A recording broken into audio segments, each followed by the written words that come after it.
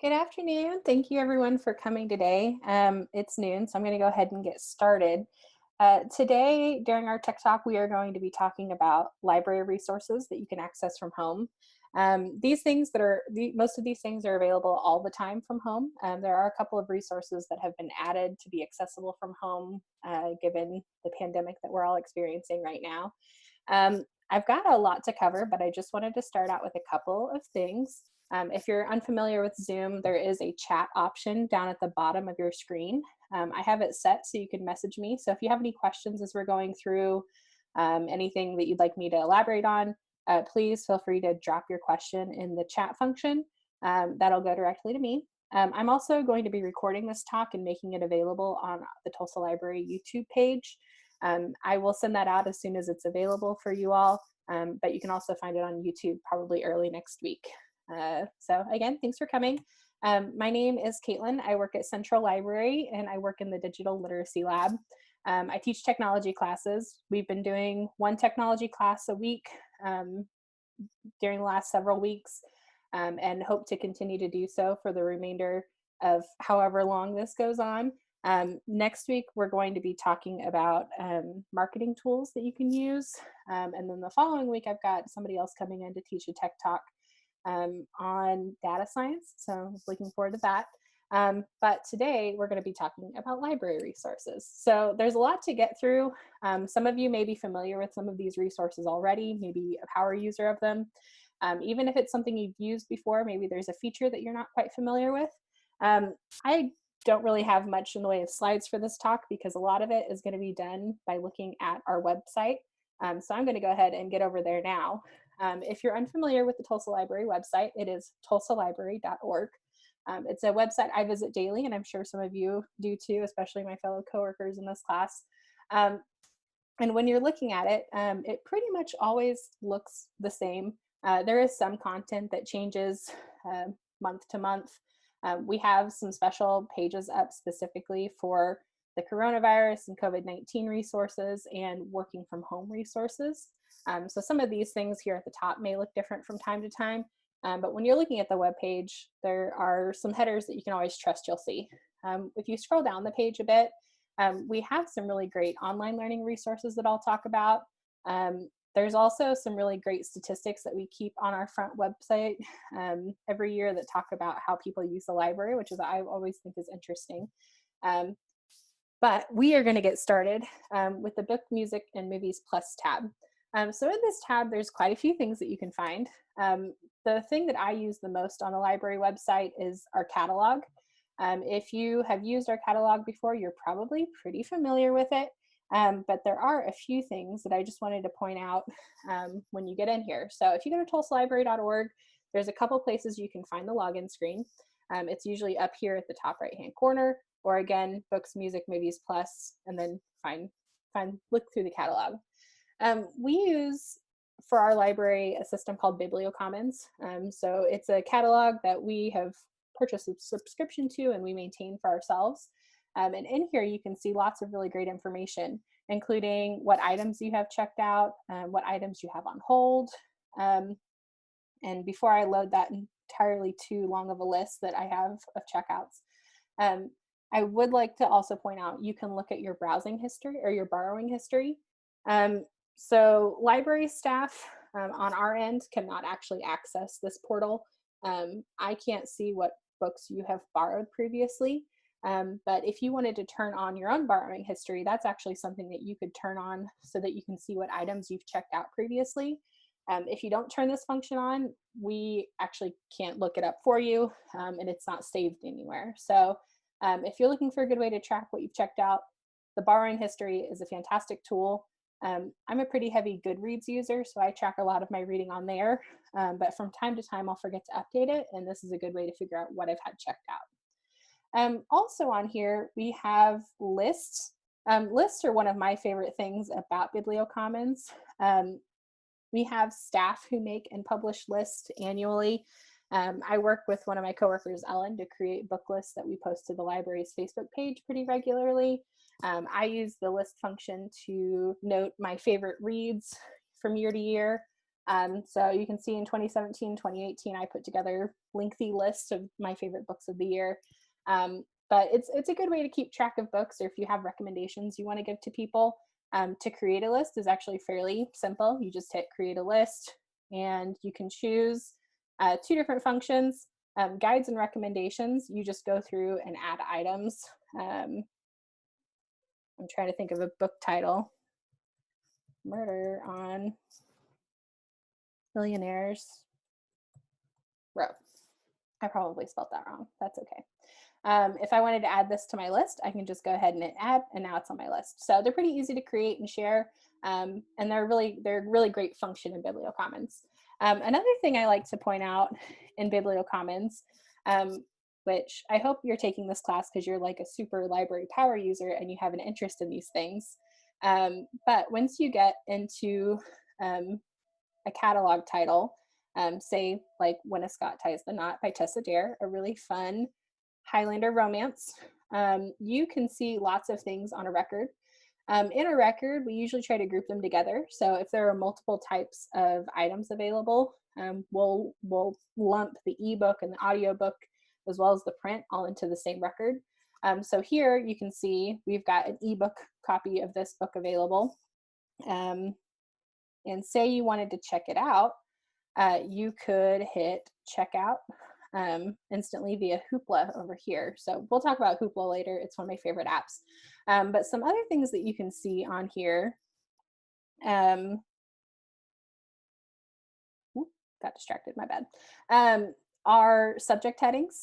So if you are looking to find books that are similar to something that you've enjoyed previously, this has some subject headings like soldier's fiction, because our main character, the main male character, is a soldier.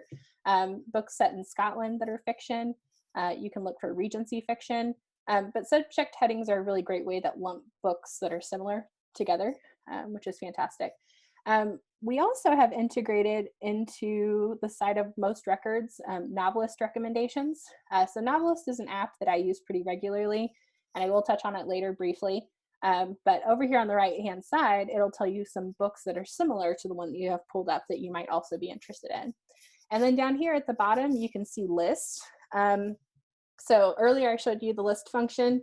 In Biblio Commons, when somebody creates a list, it'll show up on that item's record that that item is in a list. So here we can see lists that include this title. There is a whole list called STEM in Romance. So it is romance novels that have scientists involved, because our leading lady in When a Scot Ties the Knot is a scientist. So you know, if you're ever browsing, maybe don't know what to read next, looking through some of the things like subject headings, looking for the lists or similar titles can be a really easy way to find books that you might be interested in. So one of my favorite functions in here.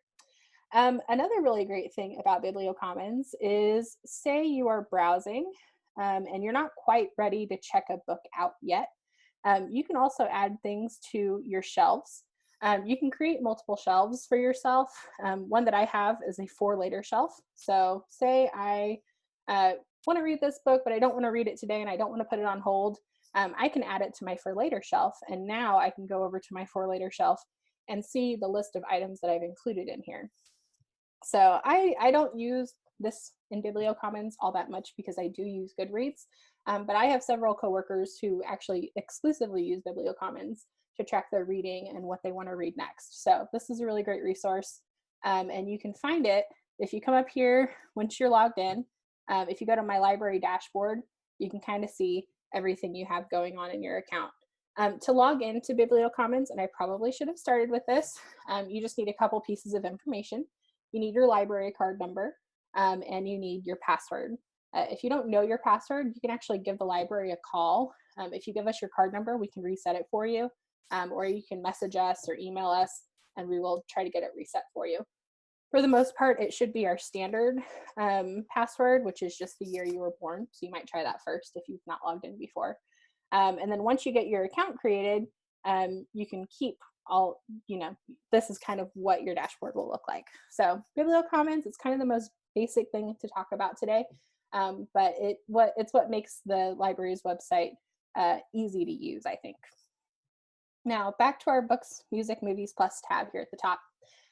There's a couple other things on this page that I particularly wanted to mention, including a service that we offer at the library called Your Next Great Read. So if you've not heard of Your Next Great Read, it is a service that is put on by librarians and library staff at Tulsa City-County Library. You fill out a reading survey. You can include information about books that you've read recently that you liked and that you didn't like, authors that you enjoy, that you don't enjoy, books and music and movies that you enjoy, and what you like about books. And then you can also add what kind of format you'd like. So if you prefer audiobooks or ebooks, you can include that information. And we will go through and actually give you a guide of reading suggestions. So here's just a sample guide that we have put together. And here you can see some of the appeal factors that somebody turned in. They liked All the Birds in the Sky by Charlie Anders, Child 44 by Tom Rob Smith, and they're really interested in focusing in character-driven. They have an appreciation for language. A library staff actually went through and tried to find reading suggestions that would kind of match what somebody said that they would be interested in. So we usually suggest anywhere from 3 to 5 authors that you might enjoy. And then we usually offer anywhere from 6 to 10 books that you might like that are all available in our collection. And in here we link to the item as well as give kind of our reason for selecting it for you specifically. Also here at the bottom, we have some information about upcoming events or resources that we used. So this is a really great service. Our turnaround time is usually up to 2 weeks. We've been a little faster since everybody's kind of working from home and has a little more time on their hands than we're used to. Right now, this service is offered for 2 different age categories. We have tween and teen survey, which is ages 12 through 17. And then we have an adult survey, which is for ages 18 plus. And you can fill out, that according to your age group. We also have a children's Your Next Great Read. I think it's kind of on pause for now. But if you have a child and would be interested in this in the future, you can come back to this page and check for it later. And right now, we're actually only exclusively focusing on items that are available as ebook or audiobook, while our physical collections aren't accessible. That may be changing as we are able to open up curbside delivery. But again, you can check this webpage for information on that. So Your Next Great Read, it's a great service. I work on the surveys and it's always a lot of fun to put stuff together. Also on this page, we have a few things that I wanted to mention, including down here, Library Elf. So this is a thing that you can actually sign up for to get notices when you have stuff that's due or when you have stuff that's ready to pick up. Or you can also just look for your emails. We send out pretty regular emails with that information. And then also here on the Reading Resources page, we have links to a few things, including some, websites for book lovers. If you have a book club that you run and are looking for like discussion guides, these are some really great resources that librarians use when they're developing their discussions for book clubs. And then we also usually have a list of staff picks month to month. I think this week or this month it's actually my department, the Central Library Adult Services Department put together a list of some of their favorite books right now for you to enjoy. So if you're ever looking for some good picks, the staff picks is a really great place to look. I think that's everything on here. One other thing to mention, if you are a library power user and you want to get into the front of holds lines, especially when we get those really popular titles in, we actually have a service that we send out weekly. It's a newsletter that's sent out usually Sunday of every week that lists all of the new titles that are available in the library.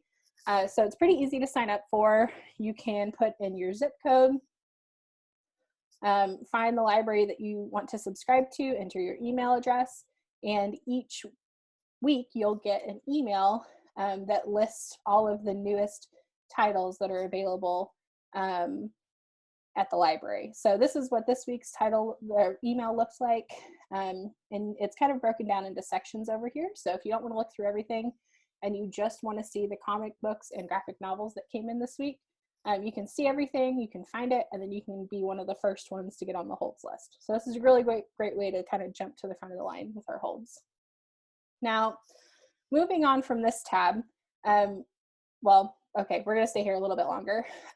We have some digital resources that are available with your library card for downloading free ebooks and audiobooks.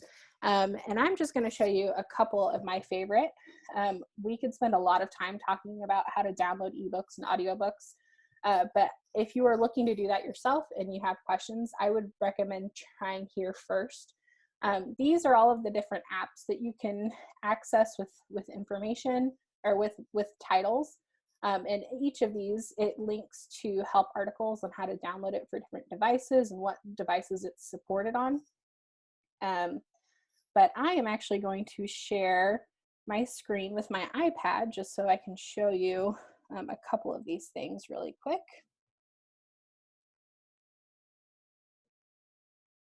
So here is an iPad that I have, and there's just a couple apps that I wanted to show you.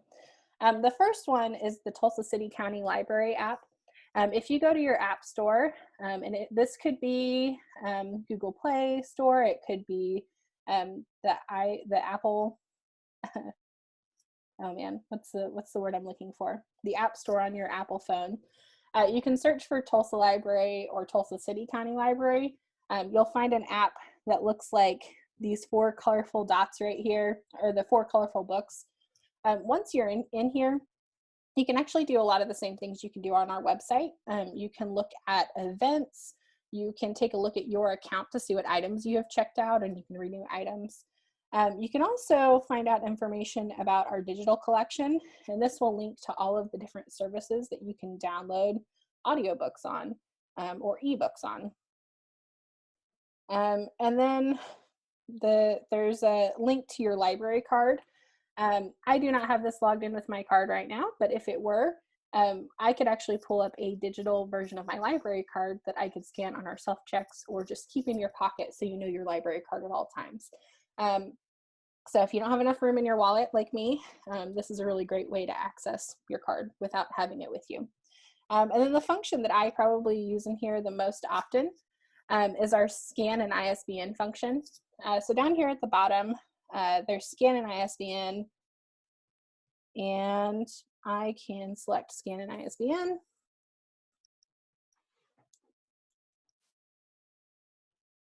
So say you're out and about and you find a book that you're interested in, but maybe you don't want to grab it right at that time.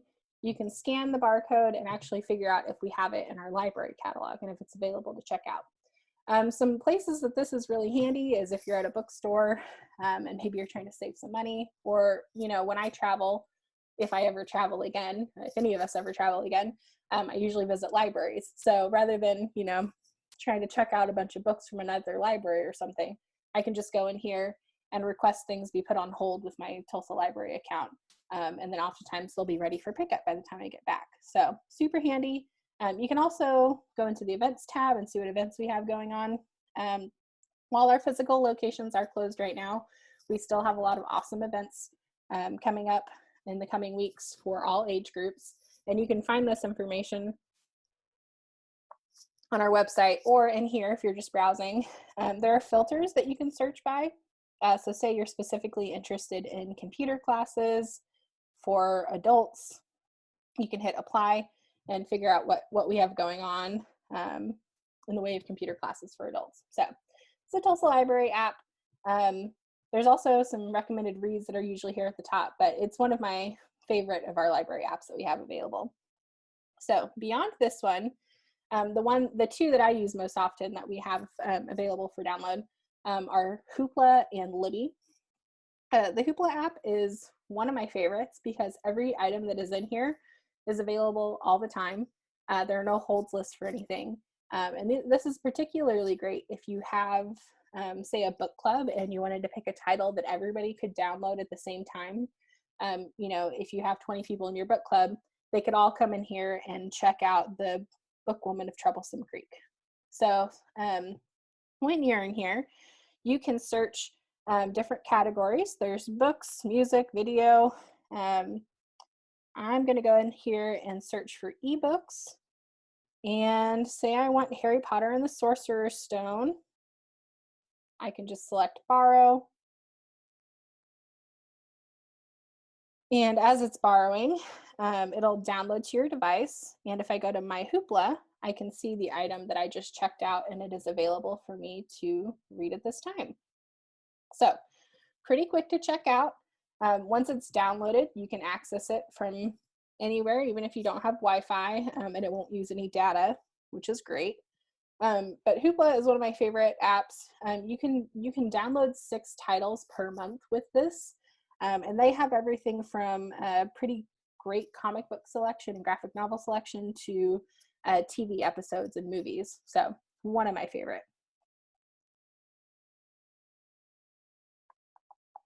And I got a question. So one thing that this is somebody who mentioned this in the chat, you can actually access Hoopla from the website and not in an app. So let me go ahead and share my computer again so you can take a look at what that looks like.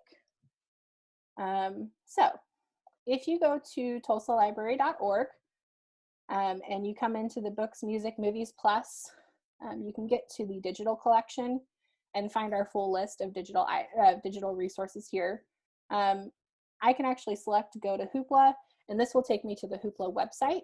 To get logged in, you have to have a Hoopla account.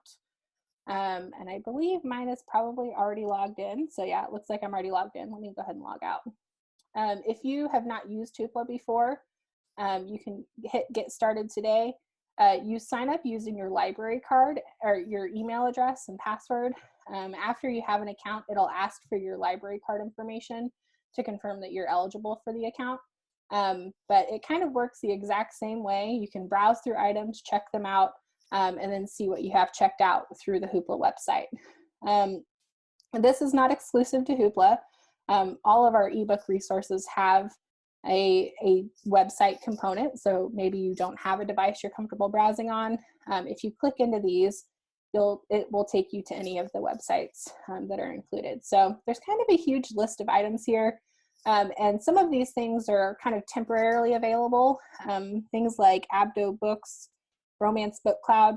I think these are specifically things that have shown up kind of as a response to people not being able to check out physical items. So as I see, this one's available through August 31st, 2020. This was something that we were offered to add for free for our users, kind of with these extraordinary circumstances we're in right now.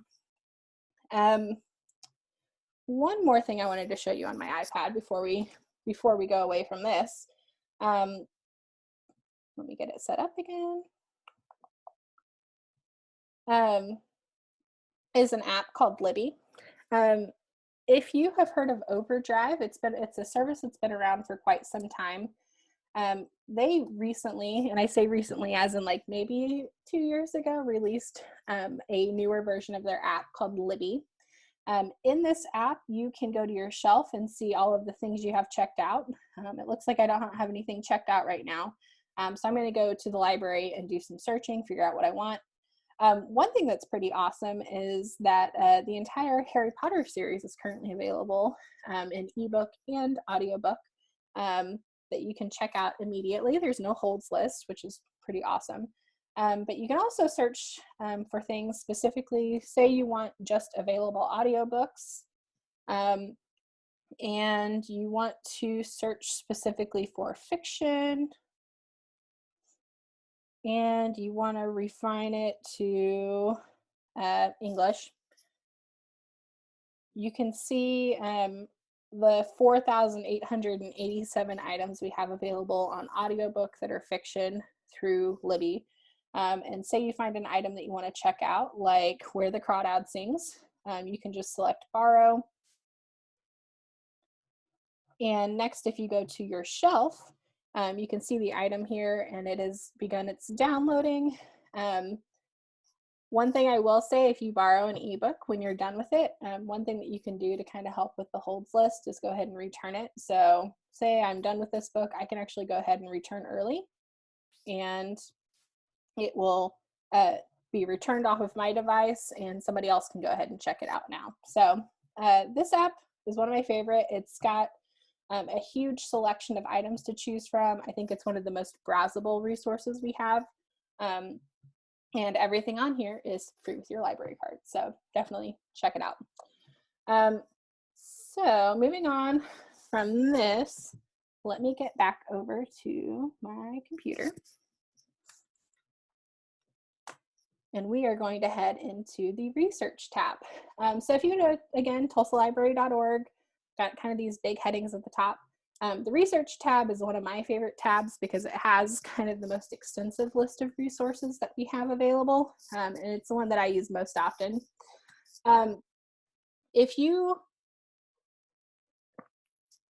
are an avid journal reader or enjoy browsing magazines or newspapers, you will be happy to hear that we have a pretty huge selection of newspapers, magazines, and journals that are available with your library card. We have them broken down into categories if you'd like, or you can just, go and look at the full list. One that I read monthly, I'm just going to go to the C's, is a journal called Computers in Libraries. Shockingly enough, it's one that I really enjoy. And you can see that we have it available here from July 1993 to the present. So we have a pretty big backlog of it. And it's available on these databases here. We also have it in our print collection.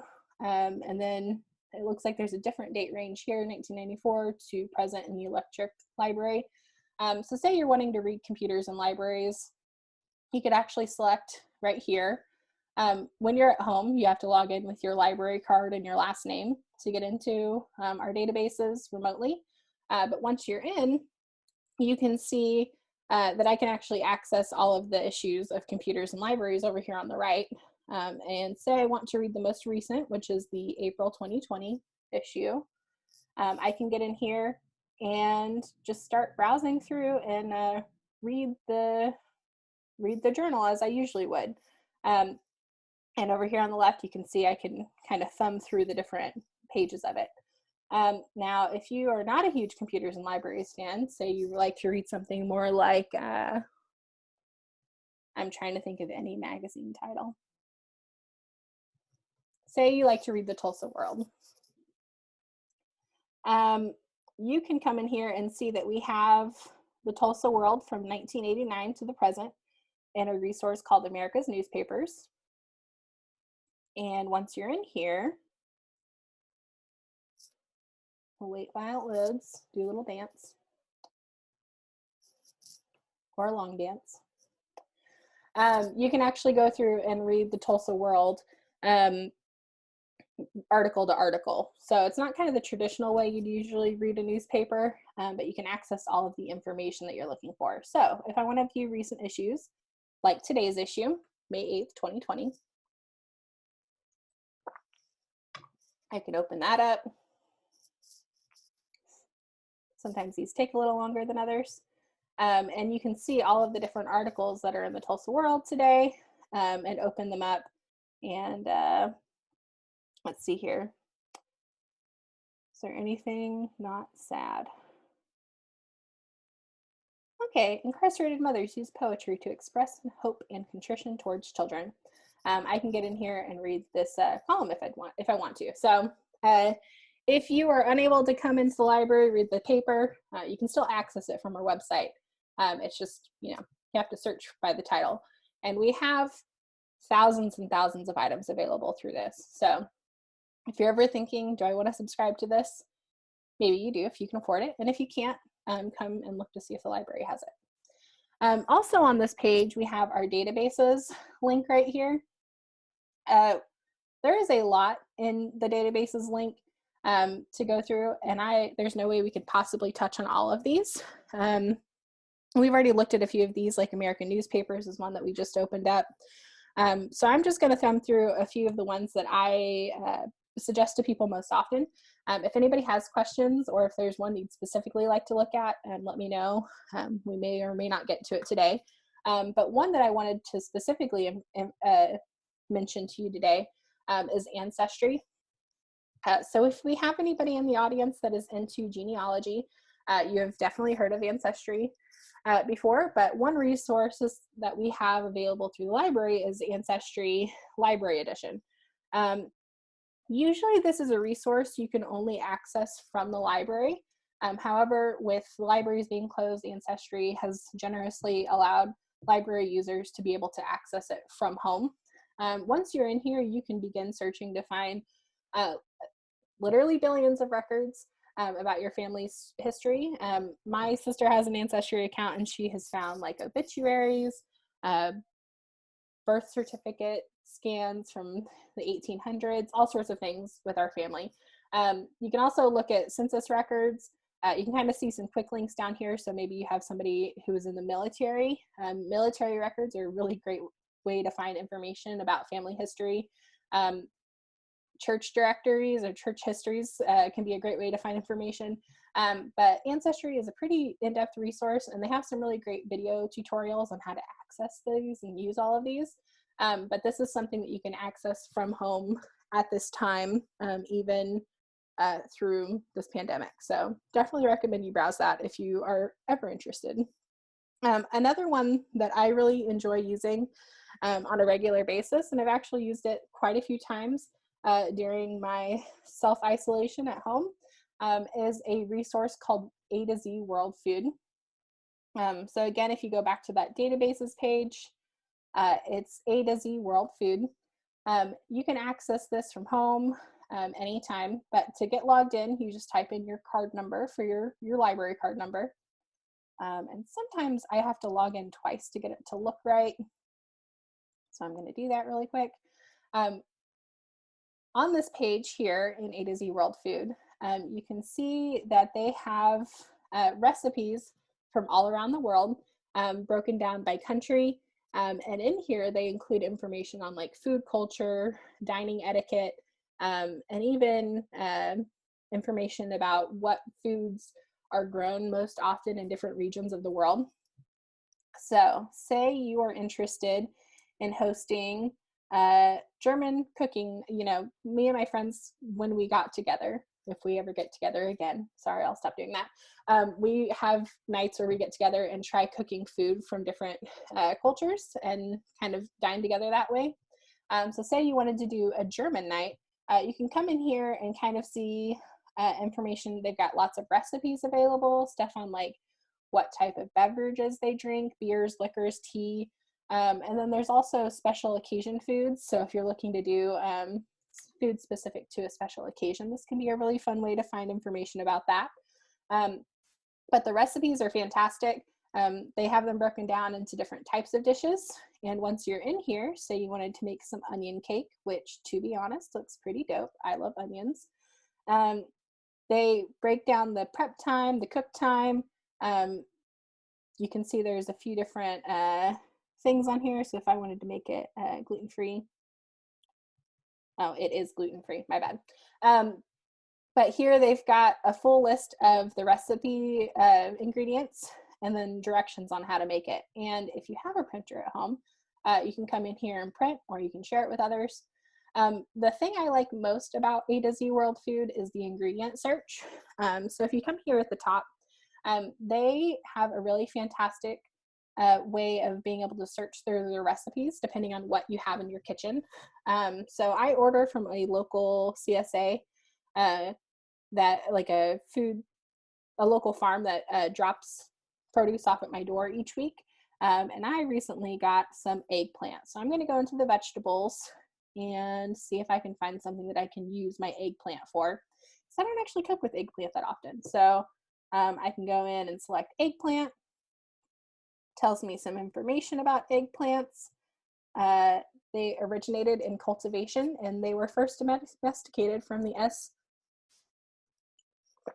not going to try to pronounce that. Anyway, you can look through, you can see they have information about eggplants, varieties of eggplants. But down here at the bottom is where you can find recipes featuring eggplant as part of the dish. So I can come through and see what I want to try to make. And here we have some spicy eggplant stew from the country of Burkina Faso, which is a side dish. I like spicy stuff. And I can see I've got most of that stuff in my kitchen right now, so I could probably pretty easily make all of this. And you can see here it's checked. it is all of these things, which is awesome. Also, when you're searching through the ingredient search, and I can sometimes find this, I can sometimes not find this, it will give you the option to specifically search for different types of dish. So if you're looking specifically for halal or dairy-free or even vegan, you can select some of these things. I could type eggplant and then search and find what I could make specifically that kind of also meets these dietary restrictions. So the ingredient search is my favorite. I will stop talking about this database because I could talk about it for the remainder of this hour, and I won't put you all through that, but AtoZ World Food is my favorite. Another database that I really enjoy, and I have found to be really helpful for readers, if you come in here to these, we have a database called Books in Print. Books in Print is a really great database for finding lists of books in order. So say you were trying to read some J.D. Robb and you just don't know where to start.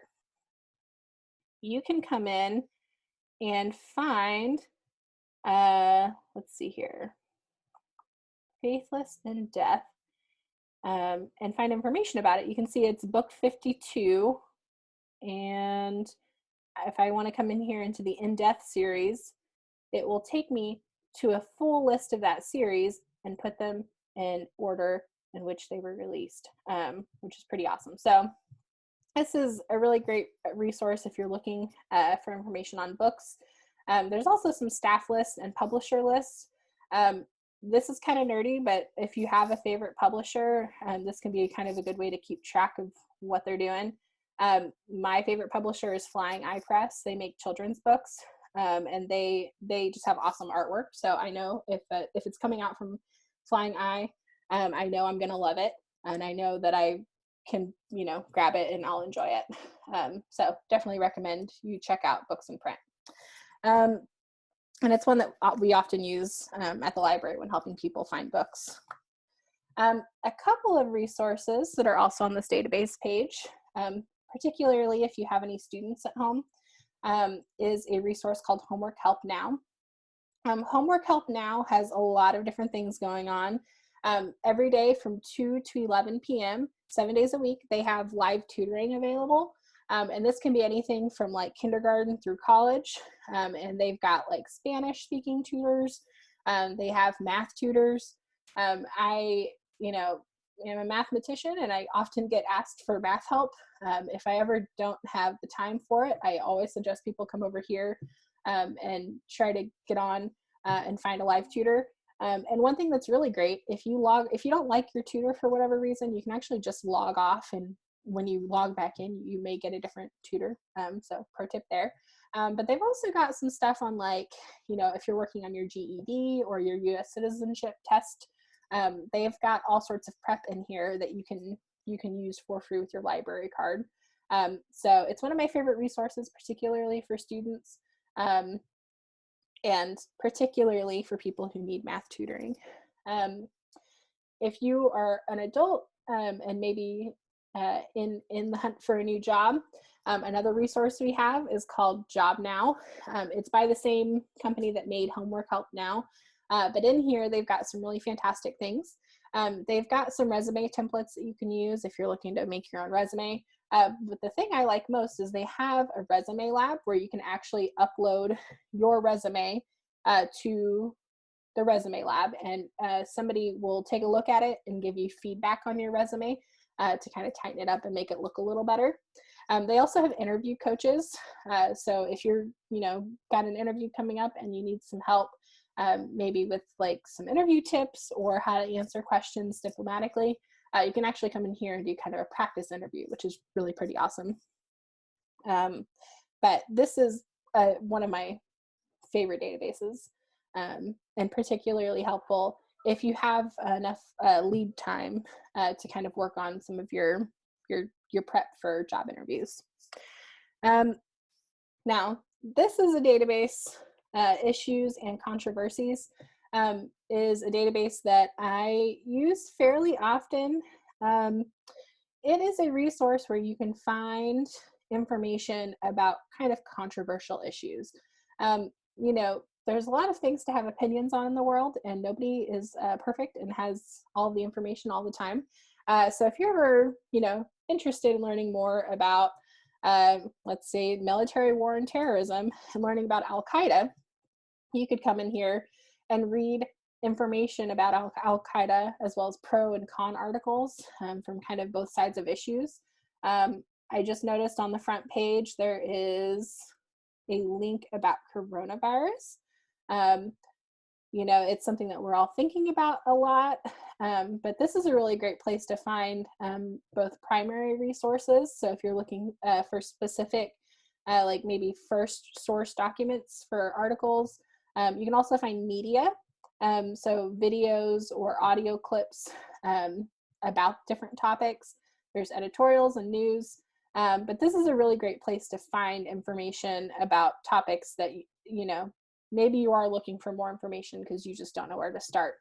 Another thing that's really awesome is they have kind of debate help. So if you have any debate students in your life, they have some really great resources for kind of building arguments or understanding information that they might be interested in. So curriculum tools also for educators is also very helpful, including lesson plans. So Issues and Controversies, super helpful.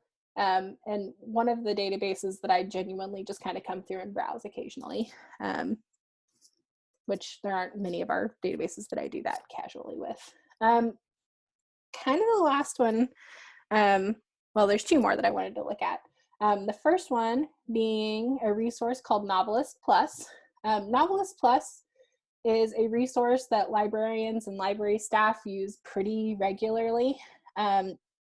This resource here will let you find books that are similar to something that you may have enjoyed. So say you really enjoyed a recent book that I read. I just read a book called Bloom.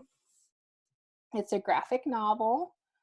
Here it is by Kevin Panetta. It came out in January 2019, so it's pretty new. But this will give you some information about the book. So if you read a book and you can't quite articulate maybe why you enjoyed it, sometimes I find it helpful to look at some of these things. Like it did have kind of a hopeful tone, so it was a hopeful tone book. But from this page, it gives me a list of read-alikes over here on the right, so some things that I might also enjoy. And as I have read most of these books, I can stand attest to the fact that these are good recommendations. You can also come in here and see lists and articles. This essentially will show you lists and articles that mention this particular title. So maybe you can find similar items to it or see what people are saying about it. And it looks like it's been on several lists featuring LGBTQIA plus characters for teens, which makes sense because that is what the book is. Another thing that's really great in here that I specifically like to mention to people are the book club resources. So if you have a book club that you are a part of or that you run, this is a service that has some really great articles. Some of it can be on how to revitalize your book club or ways you can kind of make it more interesting for your attendees. But they also have really great book discussion guides. So like me, if you've ever picked a book and then realized you can't find discussion questions anywhere ever, it can be kind of a daunting thing, but they've got some really fantastic guides in here. On the left, you can search for different things. So say you're wanting to find a book, it's from 2015 plus, it's a fiction for adult titles. This will go through and narrow down the books that they have reading suggestions for that kind of fit that, you know, the thing that I just said. So the book Woman of Troublesome Creek, I can come in here. We mentioned that's available on Hoopla. So if you wanted to host a book club, all of your attendees can go over to Hoopla, download it for free. And then, if you're running the discussion here, you have a list of discussion questions that you can use to seem super smart and get the conversation going. And they also have some information about the author, which can be helpful to kind of contextualize books, and then even further reading. So if people enjoyed the book, here are some suggested books that they may also enjoy. So Novelist Plus, one of my favorites. I use it probably 8 times a day in a working day. So heartily suggest it.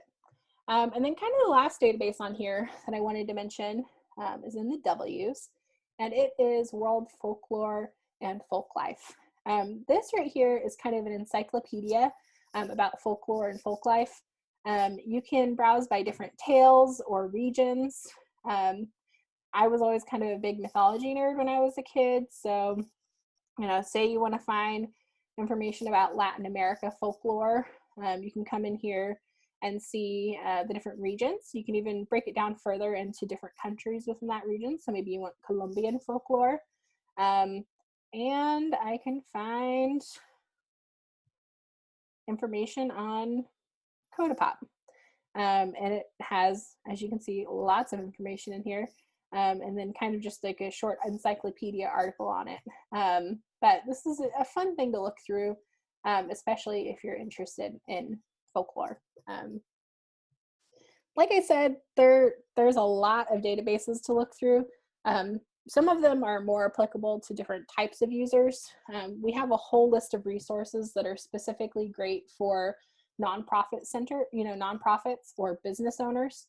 If you're ever kind of interested in learning more about what databases might be helpful for you, if you come to this research tab, we have some really fantastic research guides that our research center has put together.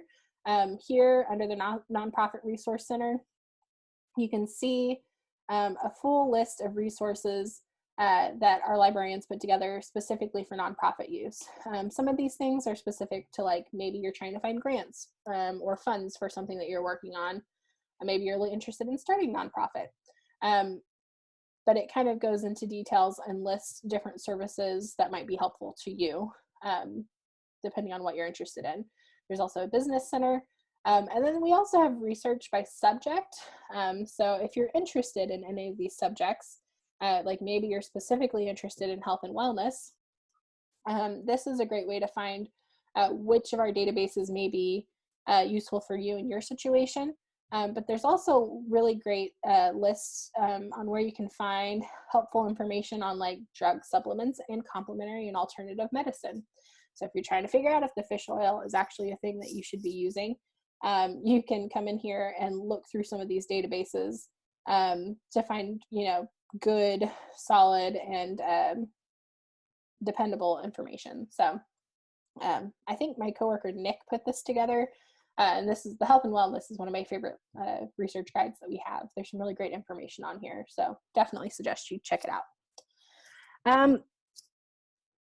And then kind of the last one on here, our Tulsa and Oklahoma history research guide. If you're specifically interested in learning about some Tulsa or local history, this is a fantastic guide that has lots of information about what resources we have in our collection on local history, but also kind of spotlights different resources that we have in our digital archives. One thing that's kind of big interest right now is the 1921 Tulsa Race Massacre. And our librarians have put together some information about what types of resources we have available in our collection. A lot of the things listed on here may be only available in our Oklahoma room, which is currently inaccessible. However, there are lots of things that are available through our website.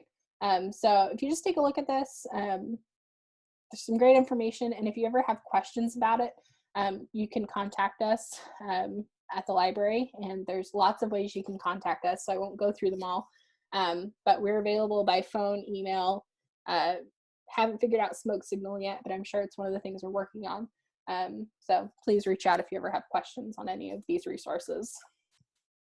Now, kind of the last thing I wanted to mention before we part ways today is our online learning resources. If you go to tulsalibrary.org, again, I've said that so many times, I'm sorry. You can come into programs and services, and find our online learning resources. All of these databases here are also listed in our databases page that I showed you earlier.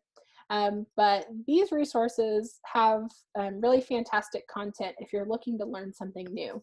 Kind of starting from the bottom here. This is a resource called Artistworks. It is a service that you can use to learn a new instrument. I'm actually taking the guitar class on here.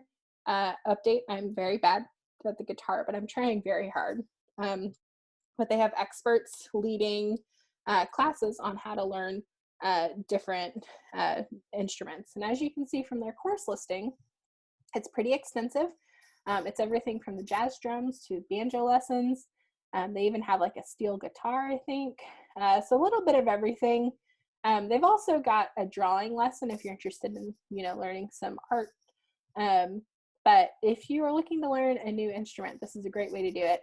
One of my coworkers, Gary, learned how to play the ukulele by watching artist work videos. So I'm hopeful for my guitar skills. Mango Languages is one that I use. I'm actually taking their Spanish for Librarians course right now.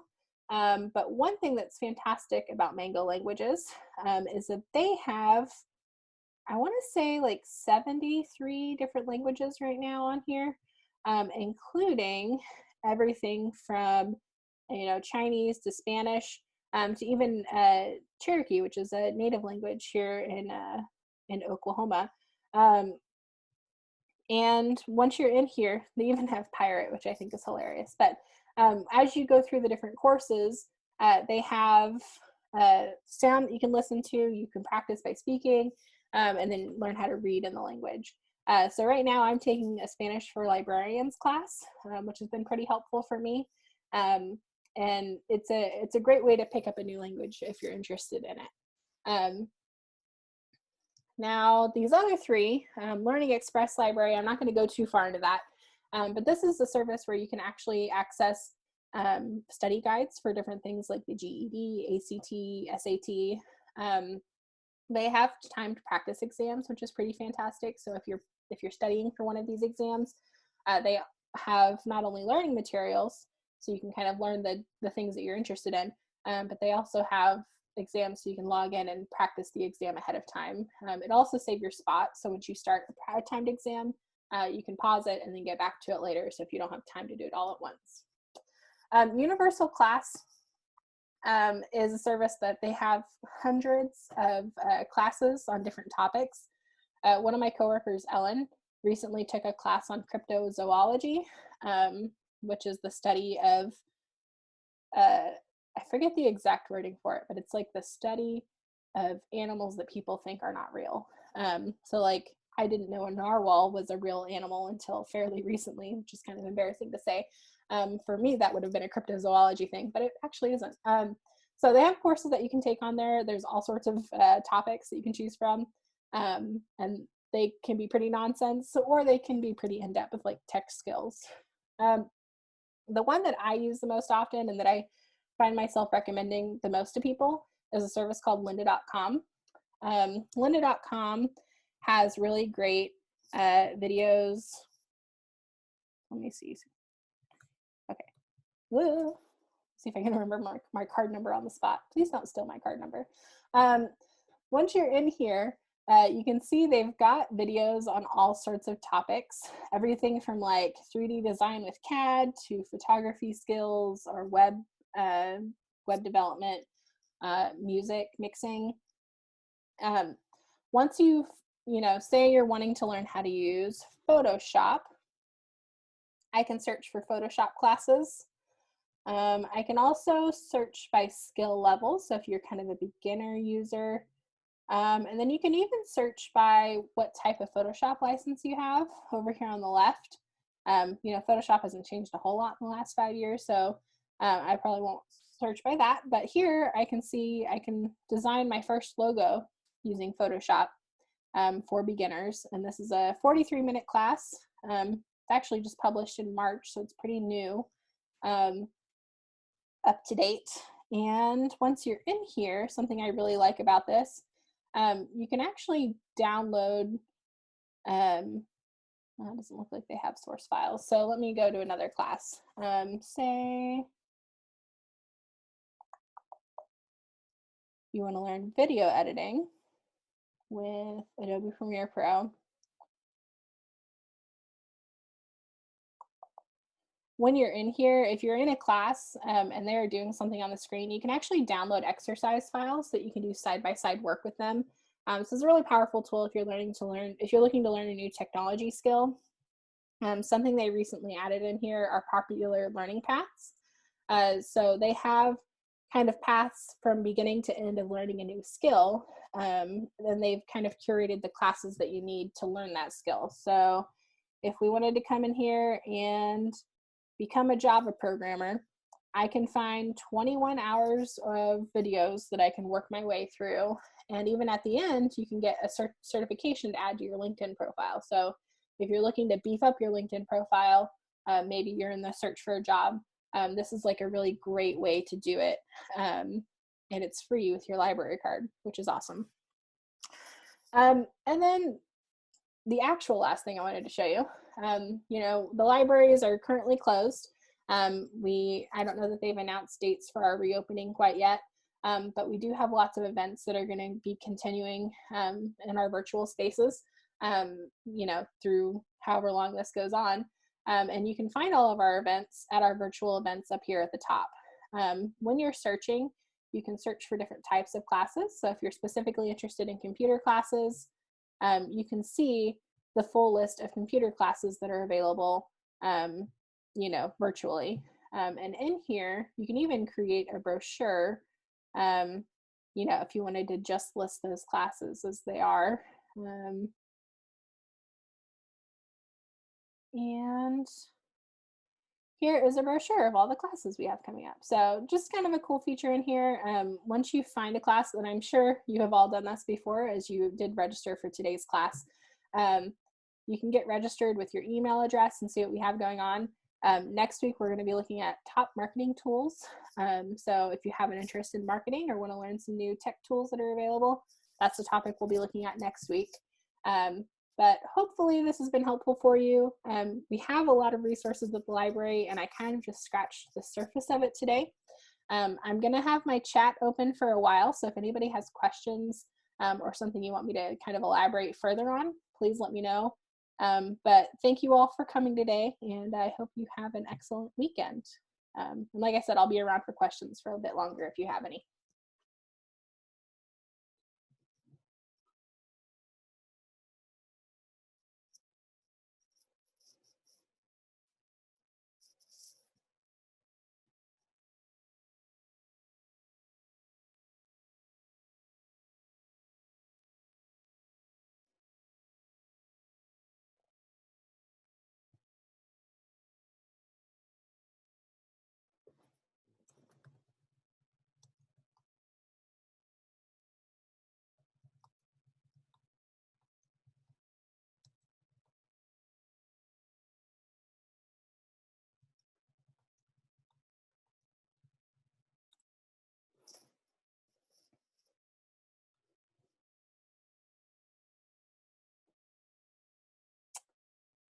Okay, so somebody had a question.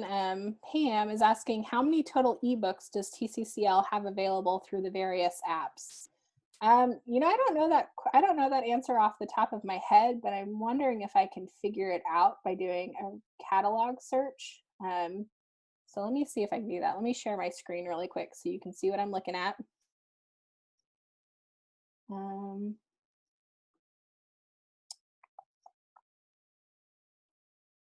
And somebody also asked if this webinar will be available to rewatch. It will be. I will be uploading this to the library's YouTube channel, so you can find it there. Okay, so let's see here. If I go into collections, I can look through our ebooks specifically.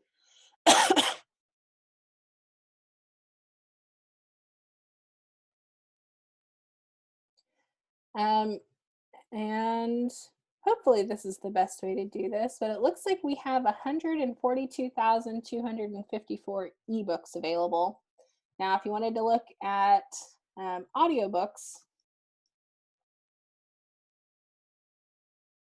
You can see we have available as downloadable audiobooks upwards of 43,000. So a lot is a good answer for that. Another question that somebody had is there a way to return books that we currently have at home? At this time, our book drops are closed. I believe there are plans to open the book drops next week, but I don't have an exact date on that. You can find that information at tulsalibrary.org. We have a ribbon up at the top of the website normally. It kind of just disappeared because I've already hit X on it. But as we open the book drops, we'll put that information here at the top of the screen. It's a good question. Okay, well, I think that's it for today. Again, thank you so much for coming, and I hope you all have an excellent weekend.